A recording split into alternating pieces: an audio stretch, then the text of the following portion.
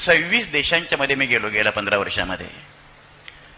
Accept India, Bharat सोडला तर जगामध्ये असा एकही देश नाही जो मातृभाषेच्या व्यतिरिक्त दुसऱ्या भाषेतून शिकवतो. चीनमध्ये मी 6 वेळा गेलो. चीनमध्ये त्यांनी KGच्या वर्गामध्ये संपूर्ण चीनी भाषेला अल्फाबेट्स नाहीत, त्यामध्ये मुळाक्षरं नाहीत, त्याला लिपी नाही, त्यांच्याकडे कॅरेक्टर्स फक्त आहेत. अशी 356 कॅरेक्टर्स आहेत.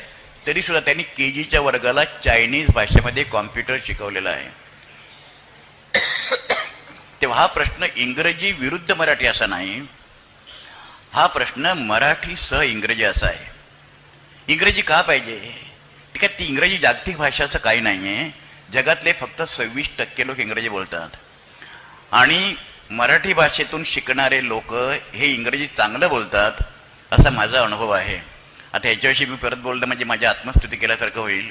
परंतु मी शाळेत जेव्हा आलो मुंबईमध्ये तेव्हा येस सर मला कळत नसे. मला भालचंद्र लक्ष्मण मुणगेकर हजर, मुंबईची पोरायची म्हणायची येस सर, काही मुलं म्हणायची प्रेझेंट सर. मी लिहिले आत्मचरित्रामध्ये. मला वाटलं येस सर आणि प्रेझेंट सरमध्ये फरक काय? कारण प्रेझेंट अतिउत्साही मुलं प्रेझेंट सर म्हणायची.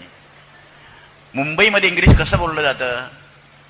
Wear going, Bombay going, when coming, evening coming. क्रियापद नाही, कर्ता नाही, भूतकाळ नाही, वर्तमान काळ काही नाही.